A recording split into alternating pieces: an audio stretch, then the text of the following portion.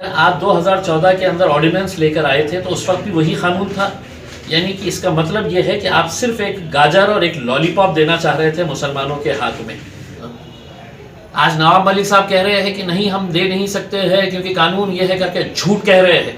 राष्ट्रवादी कांग्रेस वाले झूठ कह रहे हैं, वरना बुलाइए आप हमारे को, हम बैठते हैं आपके साथ। नेता आए, अबू आसिम साहब आए तो इनसे जरूर पूछिएगा उसमें कि आपको सत्ता प्यारी है, आपको कुर्सी प्यारी है या आपको कौम की तरक्की चाहिए। उसके अंदर सरकार किसी की भी हो, कोई भी मुसलमानों की तरक्की नहीं चाहता है कि यानी कि इसका साफ मतलब ये है कि आप मुसलमानों को सिर्फ बेवकूफ़ बनाने का एक धंधा चला रहे हैं। उसमें हकीकत ये है कि सरकार अगर चाही तो एक दिन के अंदर मुसलमानों को रिजर्वेशन दे सकती है। चाहिए कुर्सी चाहिए, कौम गई चूल्हे में आपको कोई लेना देना नहीं है। तो आज आरिफ नसीम खान साहब अपने मंत्री को लेटर लिख रहे हैं कि मुसलमानों को रिजर्वेशन दो। 2 साल से सो रहे थे आप करके, और वो जो मुसलमान इनके पीछे तलवे चाटने का काम करते हैं, मैं उनको कहना चाहता हूं कि अपनी गैरत को जागाओ।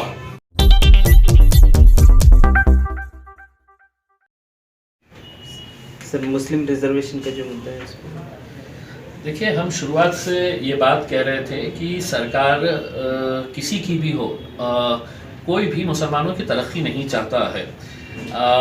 हमको ये बड़ी हैरानी हो रही है ये देखकर, ये सुनकर कि किस तरह से आज राष्ट्रवादी कांग्रेस के नेता नवाब मलिक साहब ये कह रहे हैं कि नहीं, ये मुसलमानों को रिजर्वेशन नहीं दिया जा सकता है क्योंकि ये घटनात्मक दुरुस्ती होना ज़रूरी है केंद्र सरकार की तरफ से।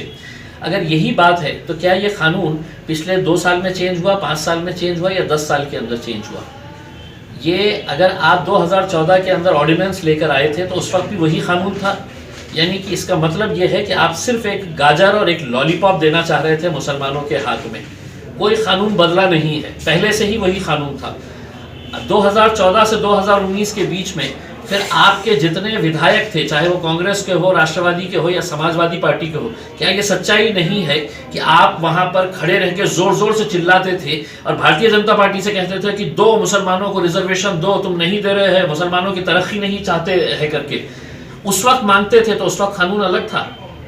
आज आप ये जो ज्ञान बांट रहे हैं हमें कि नहीं कानून ऐसा होना चाहिए, कानून के अंदर हम नहीं दे सकते हैं, ये है करके, यानी कि इसका साफ मतलब ये है कि आप मुसलमानों को सिर्फ बेवकूफ़ बनाने का एक धंधा चला रहे हैं उसमें।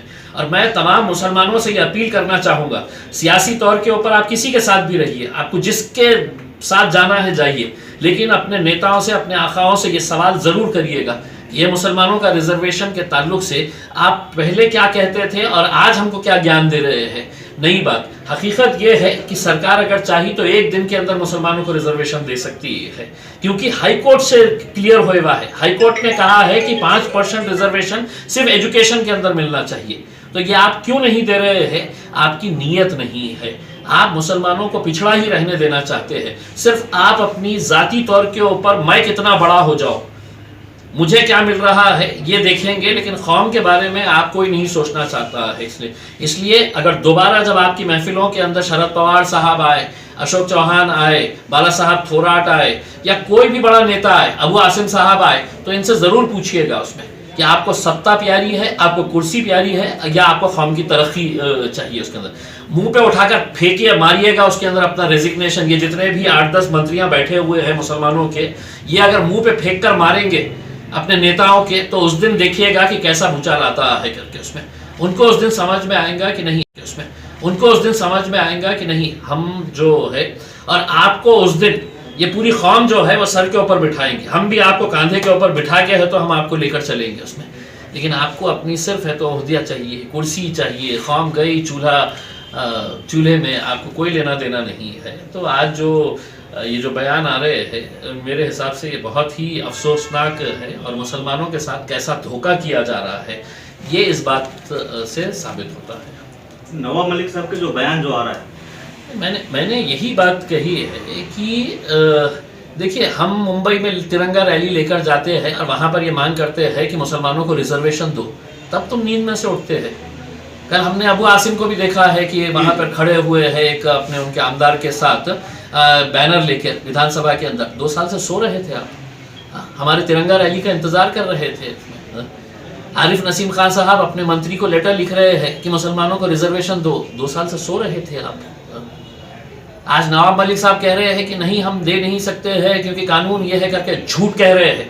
राष्ट्रवादी कांग्रेस वाले झूठ कह रहे हैं, वरना बुलाइए आप हमारे को, हम बैठते हैं आपके साथ। आप सिर्फ लोगों को बेवकूफ़ बनाने का धंधा कर रहे हैं। दोबारा आएंगे फिर इन्हीं मुसलमानों के इलाकों के अंदर भीख मांगने के लिए, मुसलमानों दो करके। और वो जो मुसलमान इनके पीछे तलवे चाटने का काम करते हैं, मैं उनको कहना चाहता हूं कि अपनी गैरत को जागाओ। सियासत अपनी जगह के ऊपर है, उसमें कल हम रहेंगे नहीं रहेंगे उसमें, लेकिन अगर लड़ेंगे, अगर अपने हक के लिए अगर आवाज़ नहीं उठाएंगे और इसी तरह से कोई 2-5 लाख रुपए का ठेका मिल गया, किसी को कोई छोटी सी पोस्ट मिल गई, बस उसी के अंदर है तो इनके तलवे चाटते रहो करके।